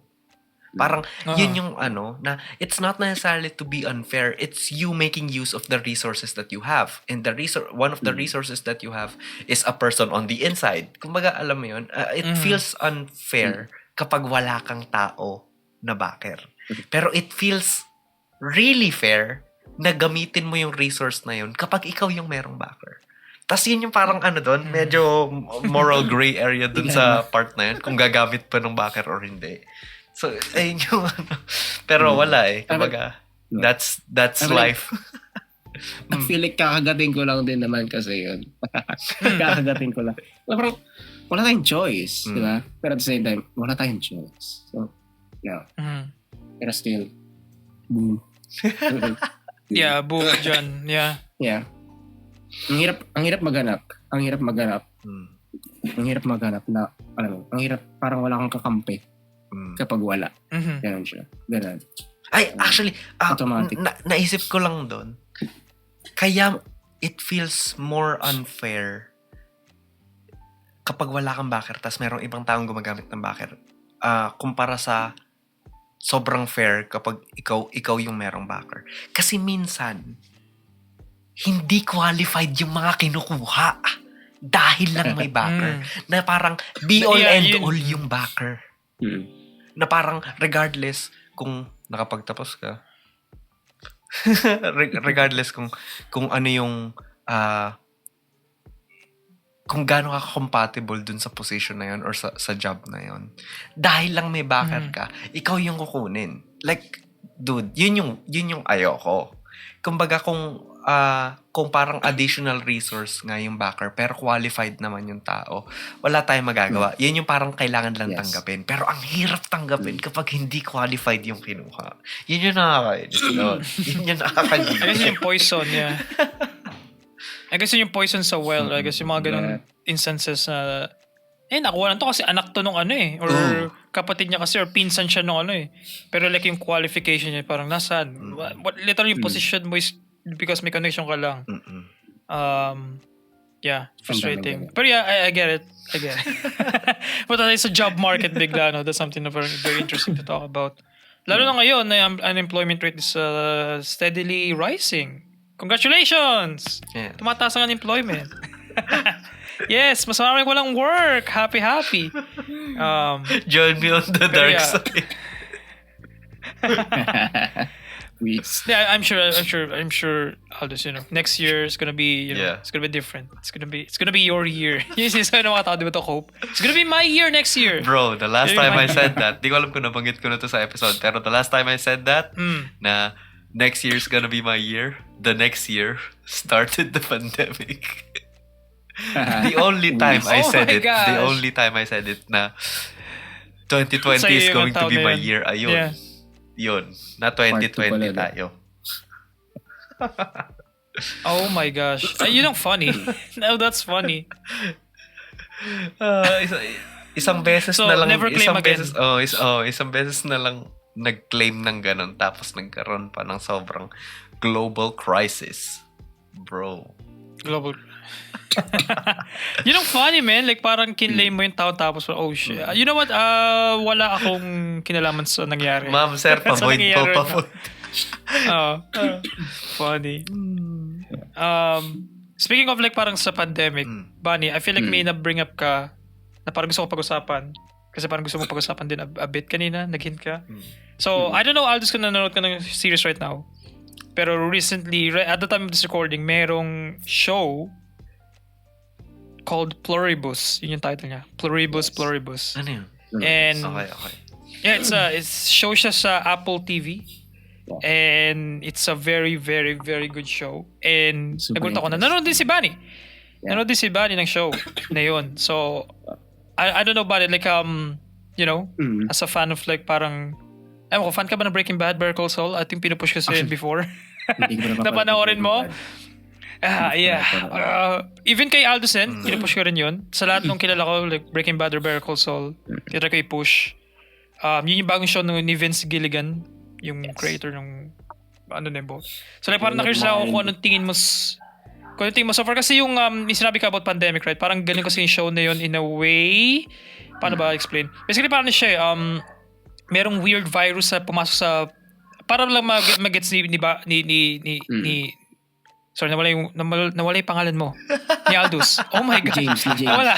50 episodes, by the way. Almost 50 episodes. Wow, okay. Full circle. Let's go. Touche, yeah.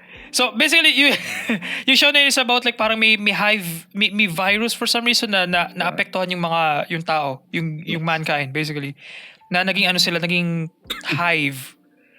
Basically parang nakuha sila ng lahat ng tao parang nag-iisip, parang naging one yung tao, if that makes sense, parang naging collective. So hive mind na siya. Yung consciousness. Hive mind basically, right? Pero ang tawag sa show is others. Parang ganun. Parang for some reason may na-unlock tayong wave frequency. Yun yung parang plot ng show nung first episode. Tama ba alien ano siya? Like parang alien, right? Kasi galing siya sa space, right? Yeah. May na-pick up yung NASA na weird frequency, tapos parang merong code doon or may parang ingredient or recipe for something. Tapos na in-experiment yun, naging parang na-in-experiment sa rats, parang ganun. And eventually like parang na-infest yung tao. And ang effect nun is nagiging hive mind yung tao, yung human. So, anong nangyari doon sa first episode, yung buong mankind is nakuha. Yung buo, as in buong. Except may mga natirang tao na hindi naapektuhan. So, ang twist ito is mabait yung virus or yung hive mind. Mabait. Gusto nilang maging okay ka. Yun yung idea. Gusto nila maging okay. Hindi sila pumapatay, hindi sila gumagawa ng kahit anong krimen. Gusto nila dun sa mga natirang hindi pa kasama sa hive mind na maging happy. Yun yung parang nila. Gusto nila maging happy. So, I guess yun yung parang hook doon na interesting twist sa version sa kasi usually pag hive mind, di ba parang take all the humans, parang conquer. Pero sa kanila yung conquer nila is something na very like pacifist in a way. Kasi they wouldn't even eat. Hindi sila kakain ng parang hindi sila kakain ng apple. Ni Apple kasi for them harm yun. Ganun silang kabait or ganun silang ka-benevolent kumbaga kung ano mang word na isip mo. So it's a unique like twist sa genre or sa show sa premise ng ganung alien premise. So curious ako sa'yo curious ako sa'yo Bani. Ano nangyari sa mga words sa mga names mo? No, reverse na din. Like, another callback. Yeah. Ano tingin mo dun so far? Kasi parang feeling ko super nagugustuhan mo yung show and parang gusto mo siya pag-usapan about ano yung ayan, parang ano siya parang tawag dito. Mapapaisip ka like, gusto mo bang maging part ng hive mind? Pero mawawalan ka ng full control. Diba? Wala kang full control. Agency, Yeah, wala kang full or control. individualism basically. Pagiging tao. Individualism.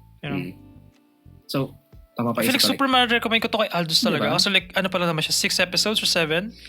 And kung lalo na kung philosophy brain ka, like ang dami mong pwede ma-pick up episode by episode na like parang mga things na yung human creativity, yung arts, yung surprise, the act of surprise. Like parang for some reason di ka na ever or yung knowledge, yung gaining knowledge, wala na yun, nag-stop na lahat kasi naging isa na lang lahat ng tao. Like parang wala na silang urge to do anything else than just to like live. Like basically parang mabuhay lang. Pero lahat sila professional na. So, kapag merong, kunyari, 7-year-old na bata, kaya niya mag-drive ng yun yung twisted. Basically, they have yung hive mind is nandun lahat ng mind of every human being na nabuhay. Yeah. So basically, kunyari si Banning yung kausap ko, kasama siya sa hive. Pwede ko siya tanongin about law and pwede niya access yung utak ng law person. And parang parang wala ka hindi ka na individual basically. Yeah. Wala parang ka ng collection of like all the minds. Wala. Super interesting siya. Kasi parang ang dami niyang metaphor na pwedeng ibigay sa'yo. Like, yung pagiging individualism, ang dami niyang pwedeng i-connect na metaphor sa part na yun. Diba? Like, yun lang yung napipick up ko dun, man. Ang daming metaphor sa part na yun. Like, dun sa mismong show. Ang dami mo siyang pwedeng, bigyan ng meaning. Para ganun. Kaya nagustuhan ko siya. Yeah, kaya super good. Super good. Hindi pa siya tapos. I think pwede ka pa mag-catch up all this. Yeah. Kung may time ka, isingit yun. Kasi like, ano lang naman siya. Like, so far 6 or 7 episodes pa lang. And usually 40 minutes lang siya. So, mabilis lang. Pero maganda siya pag-usapan. Kasi ayoko spoil si Aldous kasi may yung recent episode, naging super... I don't know kung anong impact sa'yo, Bunny. Pero ako, humagulgul ako. Umiyak ako. As in talagang... Maka 5 minutes. Hindi mo? Oo, may 5 minutes. Kasi talagang hindi ko in-expect. Tumama sa akin yun kasi yung... Paano ba? Kasi nandito na ako for a year sa US, right? Pero I guess yung may mga pinupush out akong emotions na hindi ko in-expect. Na like na-unlock nung napad ko yun.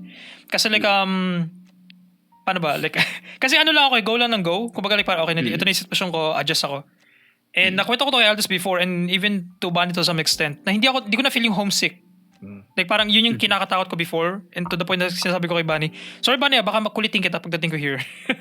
Baka sabi ko lang, Bunny, tawag lang ako, sabi mo lang for an hour or two para hindi ako mahusik. Yun yung fear ko kasi. And hindi siya nangyari. Like parang that time na or last year na feel ko na naka-acclimate ako ng maayos. Na parang hindi ko nami-miss ko pero hindi ako desperate sa connection na yun na bumalik or something. Like parang naisip ko na it's a thing na kailangan ko like to move forward to, parang ganoon. So I don't know what happened yung a week ago nung pinad ko yung episode. Kasi parang yun yung mga pumasok sa akin na thoughts. Not to spoil, ayoko talaga spoil yung episode kasi like tinamaan ako eh. I mean to that extent eh. Pero doon lang like parang nalabas ko bigla yung maybe kasama din kasi yung nangyari sa akin this year sa relationship side. So parang dun, din siya, like naging factor din siya. So nung time na nag-credits roll, like parang as in talagang parang yung dam. Nag-break yung dam talaga. Tapos parang nakaupo lang ako dun sa sala for mga 10-30 minutes lang. Kaya ko kasi like parang wow, na-impact yung message talaga tumama sa akin like 1,000,000%. As in bullseye. Nasa red dot talaga. Pero like parang yun yung super cool. Yeah, yung impact na sinasabi ni Bunny na tinamaan ako doon personally. I don't know you about you Bunny, but yeah, yun yung yeah. Ayoko i-spoil talaga. Let's say main character hindi nila alam kung meron pa pang something na magkakaintindihan sila. Parang ganun ko siya na-pick up sa'yo na parang all this time parang kala niya siya na lang yung mag-isa na nag-iisip ng bagay na yon na mahalaga ba to.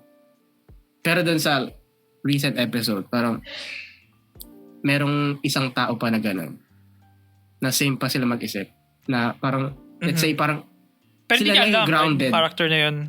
Yeah. Hindi lang yung main character na meron pag ibang character.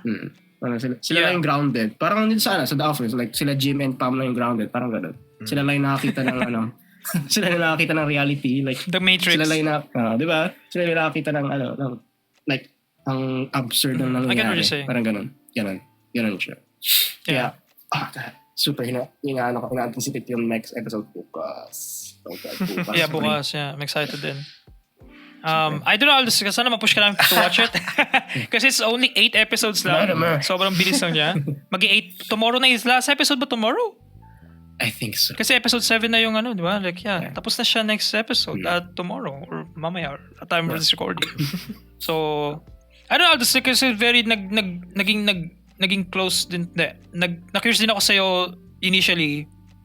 Dahil yun yung una natin pag-usapan, di ba? Yung philosophy. Kasi may dala kang book about Sisyphean something. I forgot kung anong title doon. So, kung gusto mo pa mag-delve into that stuff, like magandang jumping off point yung Pluribus. Alright. To like as a jumping off point for philosophy yung topic about that. Yeah. Ang amazing ng utak ko.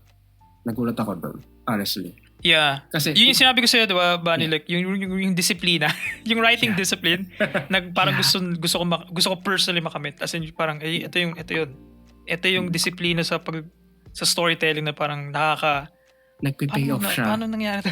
Yeah. Nagpe-pay off siya ng super good. Naging payoff siya ng sulat. Yeah. Okay. Okay. So interested ka ba? Yeah. Wala akong gustong ibigay na name or ano. Gusto ko lang yung basic premise ng show. Sabihin kay Aldos. Kasi ayoko talaga, gusto ko ma-experience ni Aldos to like blind eh. Anong spelling ng title? PLURIBUS. Pluri tapos bus. Okay. BUS. Yeah. Pluribus. Okay. Actually, Awesome show. Parang ito naman, callback naman to sa isang parang past episode. Parang try ko kaya siya panoorin nang wala akong anything about it. Except itong episode na to, basically. Kasi ang madalas kasing ginagawa ko, sinesearch ko, tas chine-check ko yung premise nung film. Kasi diba kapag nag-search ka sa Google ng film, parang nakalagay na dun yung ayun nga, hindi siya premise eh. Ano tawag dun sa ano? Hindi siya synopsis. Ayun, synopsis. Synopsis. Yan, may synopsis yung ano. Ganun ginagawa ko before. Pero napag-usapan namin ni Sign before na na si Sign. Ay, yun yung standard ko. Yeah, Kapag yung personal standard ko. malalaman natin, mga kaibigan, na sobrang passionate ni Sign sa isang film or isang media piece, kapag ayaw niya nang i-spoil sa'yo yung nangyayari o kaya ayaw niya nang i-spoil sa'yo, ibig sabihin ganun niya nagustuhan yung piece. Oh man, nano ni Bani yan. Papanoorin niya ng bulag. Papasok siya na. man. Going blind. Parang gano'n. Yeah. Ang alam ko lang At title. diba yung tayo, remember yung Aldous, what is happening? Bani. Yeah. Remember Bani nung inabot tayo ng madaling araw kasi tayo ng, ano ba pinanood natin sa cine? Yung kay Leonardo. Killings of the Flower Moon. Killers of the Flower Moon, yeah. Yeah. As in, wala akong alam doon. Wala akong alam sa movie na yun. But one day, like parang after class yun, right? After class, parang tara, tayo movie, man. Parang showing tong Martin Scorsese na film. Tapos doon kami Si Marty parang... ba naman? Honestly, si Marty ba naman? So, inabot kami ng madaling araw kasi yung last showing ba yung pinili natin? I don't know why natin ginawa yun. Paglabas namin sa Trinoma, wala ng tao. As in, patay na natin ilaw, di ba? Tapos wala na din yung mga escalator. 1 AM na yun. Lalakaran mo na yung escalator. Wala na, yeah. Lagi namin sakit yan ni Joey din kasi siya yung usually kasama ko dati dyan sa Pinas. No. Laging last showing kami nanonood for some reason. Trip namin ginagabi kaya talaga kami nanonood.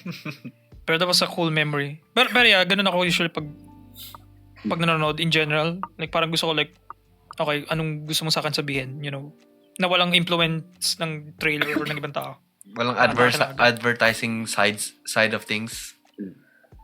Yeah.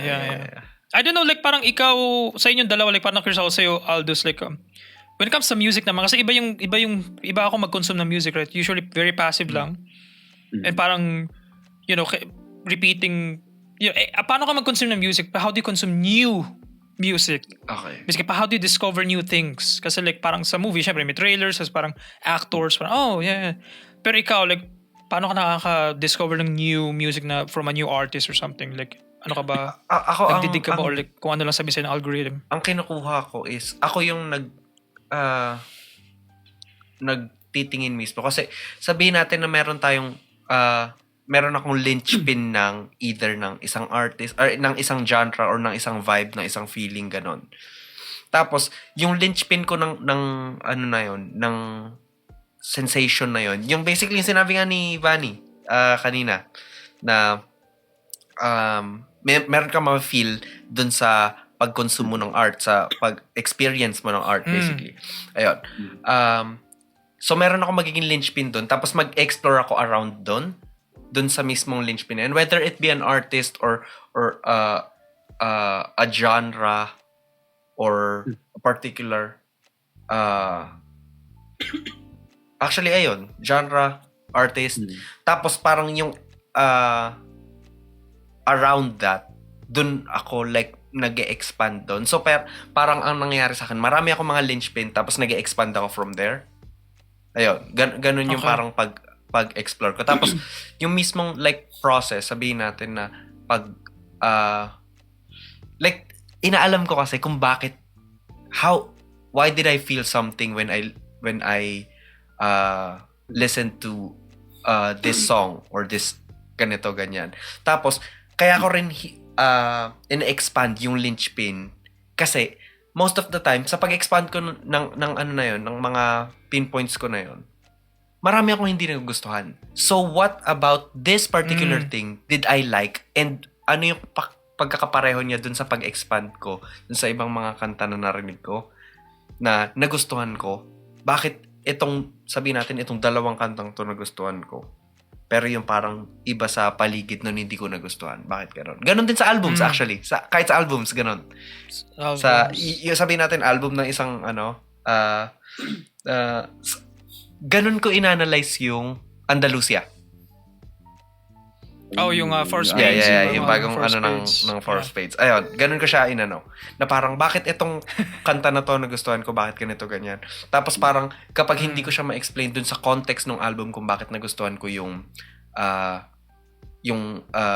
isang kanta dun sa album, tapos hindi ko nagustuhan yung isa. Bakit nagustuhan ko yung Suliranin? Actually, yung sinabi mo yung Monster? Yun yung sinabi mo na parang dating tunog. Tapos naisip ko na, bakit yung Monster hindi ko nagustuhan? Pero ang parang pagkakonekta ni Sign doon is parang kapareho ng vibe for him or pareho ng parang basically ng vibe yung dati na nagustuhan ko, yung Hey Barbara, Where Have You Been My Disco, ganon. Yung ganon na yun. Yeah. Bakit sa akin hindi ganon? Tapos doon ko siya i-analyze na okay. Parang doon ko siya Tapos ayun, ganon, yun yung parang method ko ng mga Kasi ang hirap din na sa film kasi, like, ayun, maraming actors, ganyan. Yeah, minsan nakuha ka lang ng actor, or yung writer, or yung director, directed niya. Tapos meron din, so meron ka nang agad.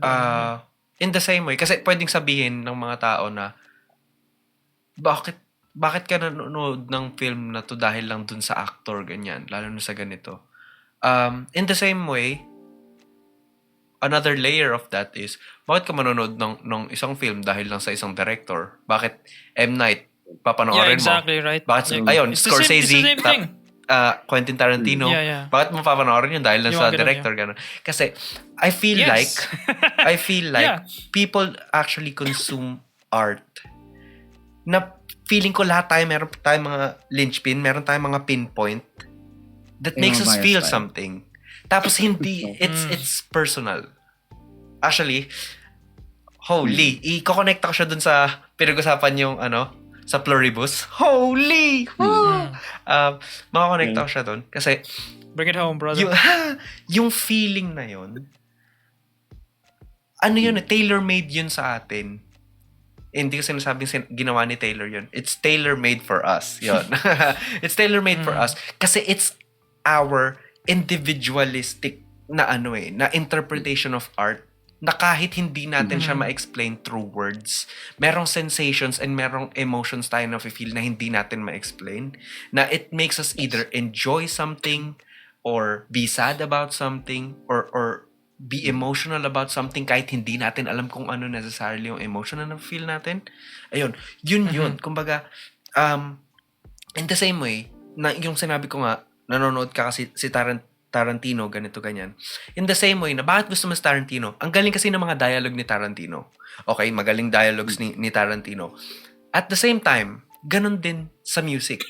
Even though it's still just words, just lyrics, just music, merong way ng pagkanta yung mga tao, yung mga artist. Merong way ng pag-produce or merong way ng pag-attempt dun sa genre na yun. Yung iba't ibang producer. Si Mustard on a beat. Mustard. Ayun, basta yun. Yung mga yung mga producers. Si Pharrell, actually. Si Pharrell, nagpo-produce din siya. Si Kanye, nagpo-produce din dati. Hindi ko alam kung nagpo-produce pa rin siya ngayon. So lahat sila merong way of doing things. Tas yung way of doing things nung mga tao na yun, it's not necessarily something that's directed at you. It's directed toward the public. It's directed toward the general public. Tapos, ikaw yung makaka-relate doon. Ikaw yung parang makaka-receive nung feeling from it. na kahit hindi niya hindi in-intend ng creator yun para sa'yo, it feels like kumokonekta ka dun sa creator na yun or sa artist, sa actor, or sa director kasi it's what speaks to you. Yun lang yun. Kumbaga, feeling ko yun yung hindi mo siya kailangan i-explain, di ba? Hindi mo siya kailangan directly i-explain. Like, basta kung gumana siya, gumana siya. Yeah. Like, wala kang say doon. Ganun siya. Actually, oo. Yun naman yung parang dahilan kung bakit understandable para sa akin yung hate na nakukuha ng mga critics. Kasi hindi nila kumbaga, they look at things too objectively na nawawala na yung mismong puso, basically. Yun, actually, as cliche as it sounds, as cheesy as it sounds, nawawala na ng puso kasi tinitignan na lang yung technical side of things or yung ganito, ganyan. Sabihin natin, it's okay to applaud the writing or applaud the cinematography of a film. O kaya sabihin natin, it's okay to applaud yung creative side ng writing, ng songwriting, or ng production ng music. It's okay to applaud that. Pero hindi lang yun yung parameters into saying na this is a good piece of art, this is a good piece of media, ganito, ganyan. Kumbaga, merong yun, subjectivity, and even that in itself, yung subjectivity na mga critic, tapos hinahide nila under the guise na purely objective yung nila. Meron silang subjective, may biases sila eh. Yun lang yung parang medyo very quite hypocritical dun sa critics na they're showing themselves as objective pero very subjective sila kasi subjected sila sa biases nila eh. Ayun, yun lang. Rant over. Okay. Meron ako sasabihin, pero magiging 3 hours tong conversation. So, we-withhold ko muna. We'll take a pin on that. Pero interesting perspective. Okay. Do you agree doon? Bani, kumbaga doon sa perspective na sa ganung instance of like parang objectivity when it comes sa art? Would you say parang ganun? I think, would you agree doon sa ganung perspective? Yeah, parang mahirap sabihin na like purely ka lang, objective. Diba? I think ang hypocrite na hindi mo sasabihin na subjective. Kasi always naman tayo may vices. Always. Pero wala siya nakikita. So, agree. Agree po. Yes po. Agree. Okay. Bakit ikaw sign? Happy episode. Literal, happy episode. This is a very interesting conversation. Pero na-bring up siya sa dulo eh. So parang, hindi ko siya papahabaan. You know? Interesting guys. Tatango lang. Fascinating. Pero yun. Pero curious ka, 2 questions before we wrap up. Ano tingin mo sa Andalusia? Kasi kanina kinanta mo yung lyric kay Bani. Ano tingin mo sa Kasi nagkaroon kami ng discussion about it ni Aldous. Nakurious ako first ko ng tingin mo doon kasi duman tayo sa music and sa Andalusia, kaya may siya? Maganda siyang pang-comeback album. Good siya pang-comeback. Yeah. Hindi siya yung high level. Kagaya nung, di ba, nung let's say, clap. Pero andun sila. I feel like parang bagong tunog pero same. I don't know. I got what you're saying. Same. Yeah. Andun pa rin sila. Familiar yet new. Yung sinasabi din ba? It's familiar. Di ba? Yeah. Nakakatuwa lang na Naling sa nagbalikan sila. Nagbalikan sila. Yeah, dun ako nagulat din. Yeah. Dinig sa akin ni Aldous na like naglaro daw sila ng Tekken. Yeah. sa concert. Kala ko pupunta ka dito, pre.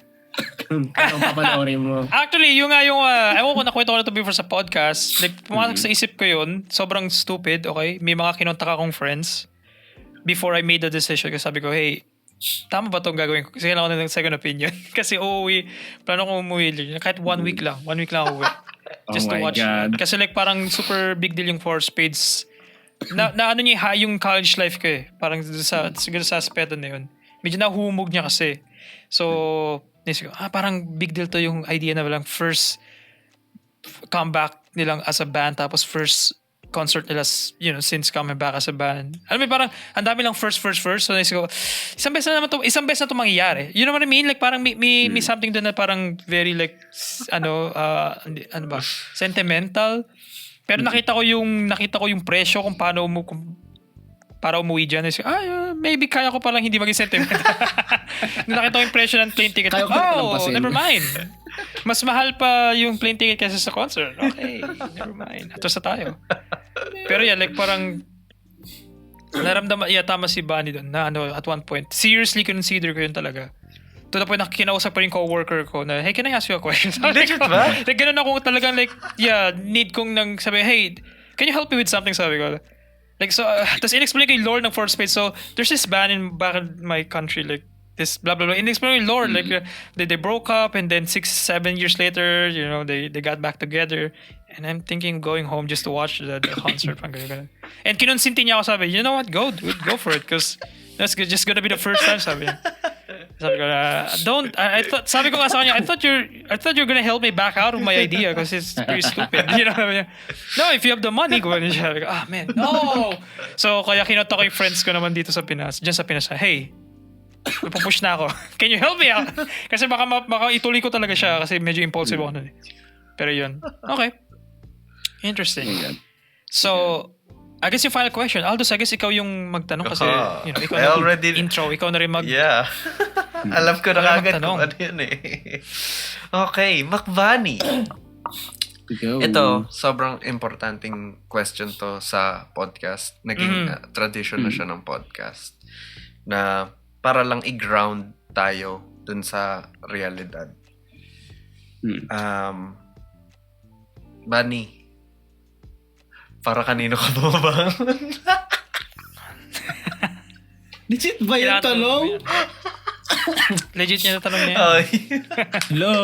Ang corny ko, B. Ang corny ko. Actually, go. Normal yung ganong Kasi, most of the time, cheesy yung magiging sagot doon. Pero, if it's what's real to you, kumbaga, who are we to judge that, right? Okay. Okay. So, para kanino ka ba? I think, and I feel like, para kay 2020 Bunny. Yun lang. Yeah. Oh, wow. That's profound. Can you elaborate? I'm curious lang. Kasi, siya, 2020 is, I think, super, I feel like, lahat tayo naging part ng 2020 na hindi tayo okay. Ganun. So, yan. Doon ako nagagaling ngayon. Like, kailangan natin makita yung ang ating tagumpay. Ganun. Parang deserve natin. Parang deserve niya makita na after lahat ng overthink mo that time. Yeah. Kailangan natin kay 2020 Bunny. Okay, for context, there we go. Ano lang din, for the record. Ikaw pa lang ata yung nagsabi nun. Kasi is that bad? Okay, sorry. Hindi ko pala sinundan ng explanation. Ikaw lang nagsabi. What I mean by it is, it's a common answer yung sinagot ng ibang tao. Which is basically, bumabangon sila para sa pamilya nila, para sa sa mga mahal nila sa buhay. Pero yung sagot mo ba is straight up para sa sarili mo in a particular in a particular time, in a specific time. Tapos it's not necessarily, kumbaga, kasi parang ang weird pala ng pagkaka-phrase ko kasi parang baka it might seem like I'm parang pinapakita ko yung image na parang in a selfish way, pero it's not selfish. Kumbaga, anong mga offer mo dun sa mga taong bumabangon ka for kung wala ka rin na yung offer sa sarili mo? So, actually, yung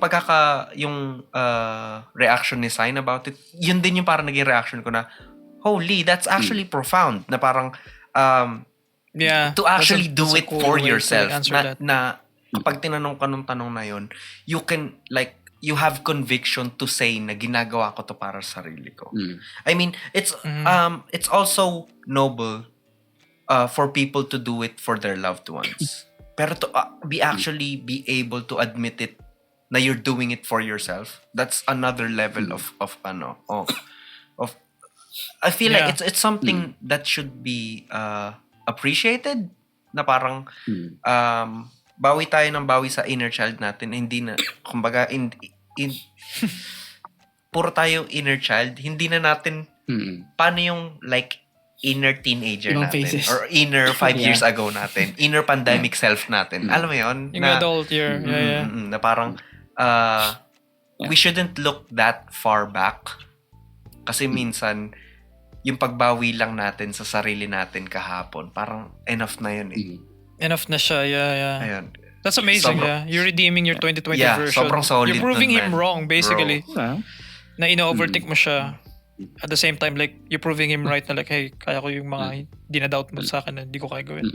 Yeah. That's really Kasi cool. yun nga, diba sabi ko nga sa'yo, grabe yung self-doubt ko. Like, super self-doubt. Like, overthinker. Like, I feel like hindi ko alam kung ano yung gagawin ko that time.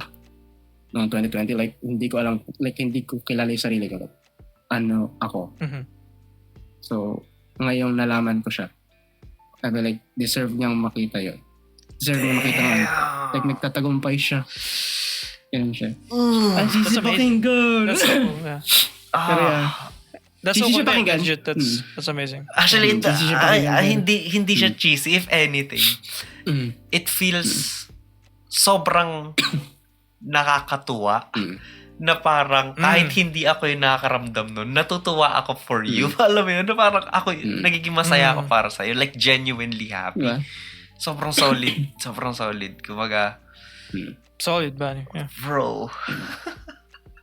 MC Bunny in the house. Actually, MC Bunny. sakto din na nasi speechless ako. Kasi kung merong gustong sabihin yung viewers and listeners natin, mag-subscribe kayo sa sa YouTube, tapos pakinggan nyo kami sa Spotify kung ayaw nyo makita yung mga mukha namin. Pagmumukha namin. Tapos saan pa ba? Socials, Facebook, kahit medyo nilalangan yung Facebook, Instagram, TikTok, and then yung short funny haha clips ng Midnight Crisis. And actually, before anything else din pala, Bunny, bro, thank you so much for Thank you, Bunny. So much, yeah. As in, for being in this episode. Thank you so much. daming Pick up kayo. Ikaw, may na-pick up kayo sa pinag-usapan actually, natin. For sure. Ang daming parang nuggets of knowledge, ang daming sobrang solid na pagkaka-word mo na sinabi, tapos sobrang important na kailangan mabanggit. Tapos it feels like there's no better way to express it than how you did. Kasi ayun din, babalik din tayo sa isa sa mga pinakauna na pag-usapan. Yung delivery mo dun sa mga bagay, pati basically yung how you are, pati ngayon dun sa parang nakita mo yung yung gusto mong basically path sa buhay. Sobrang solid nun. Tas I feel like there's no better way to express it than how you did, kasi it genuinely it feels like parang yung rawness nung na-feel mo na it feels like I can do this. Ito na yung pwede kong magawa for all of my life. Tas sobrang solid, bro, as in don't sell yourself short, man. As in, sobrang solid ng So, super thank you. Thank you for... Thank you.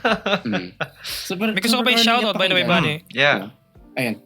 Tatagdag ko lang. Super core niya pakinggan, pero parang yung this past 2 years, parang dati di ako naniniwala na parang lahat ng nangyari is may reason, or lahat ng nangyari is parang gano'n ba? Pero ngayon naniniwala ko na parang piece by piece, may mga nangyari or hindi nangyari. Parang lahat yung naging vessel para, ayun, like, para maging ngayon, kung ano yung nangyari ngayon. Parang, dati hindi ko siya pinaniniwalaan. Parang, iniisip ko like, meron ng script or what. Gano'n ko siya nakikita dati. Okay, gano'n ko siya nakikita. Pero ngayon, sabi ko, wow, like, wait, ito yung nangyari. Kasi ang daming nangyari na ang daming nangyari and ang daming hindi nangyari na good pa rin yung nangyari. Like, nag-lead dito sa moment na to. Yeah. Dito sa moment na to, like, ito pala yun. Kaya pala. Mapapagano ka, kaya pala. Hindi ako super like, alam yun, hindi ako naniniwala sa ganito yung nangyari sa universe kasi ganito yung mangyari. Para gano'n. Pero ngayon, parang, okay. You're considering it. Yeah. Parang, Kinoconsider mo na. Yeah, parang natututunan ko na, okay, may reason pala. Maybe determinism is real. Yeah. Maybe my life is predetermined. Interesting. Yeah. I get what you're saying though. Like parang may mga things that needed and didn't need to happen. Parang may mga things na hindi nangyari for stuff to happen sa life mo right now. So, yeah. Thank you, Bunny. Thank you. Shout out. Meron ka ba gusto i-shout out? Well, yeah, like parang soft med mo or people. I don't know. Follow nyo yung Instagram ko, Bunny's Gallery. Bunny's Gallery. There we go. Yeah, description below. Yeah. Lagyan namin sa description below. Bunny's Gallery. Ano pa ba? I don't know. Yun lang. Open ka ba for commission for hiring in case gusto nilang kunin ka for graphic design or keme-keme? Pwede naman. Message ako doon sa Bunny's Gallery. Yeah, let's go. Depende sa cha-ching. Yeah. Depende sa cha-ching. Yeah. Ano yan? So, me. Message lang. There we go. Yeah. Actually, again, Bunny, thank you so much for being in this episode. And thank you, the viewers and the listeners for watching and or listening Midnight Crisis. So, that's all? That's all, folks? That's all. That's all for today. That's all, folks. Paano yung Paano yung outro mo sign? Oh, sobrang solid ng outro ni Bunny. Maalis siya ng frame. Let's all get out. Let's go get out of the frame. Maybe that's better. That's a better intro. Actually, gawin mo na yung buong like outro thing. Tapos alis na lang tayo sa frame. Okay. Thank you guys for watching and or listening. And that's it. That's all. Bye. Basta kami. Bye-bye. Bye. Naka-fish eye yung sa akin. Hindi ako makaalis. Naka-go for focus.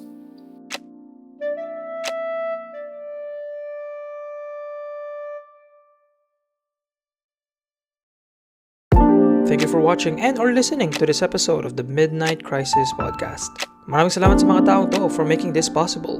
Aldos de la Peña, creator of the main theme, audio editor, and content producer. Has Gardose for the concept art, and Joey Paculan for being our graphic designer and creator of the visual identity of Midnight Crisis.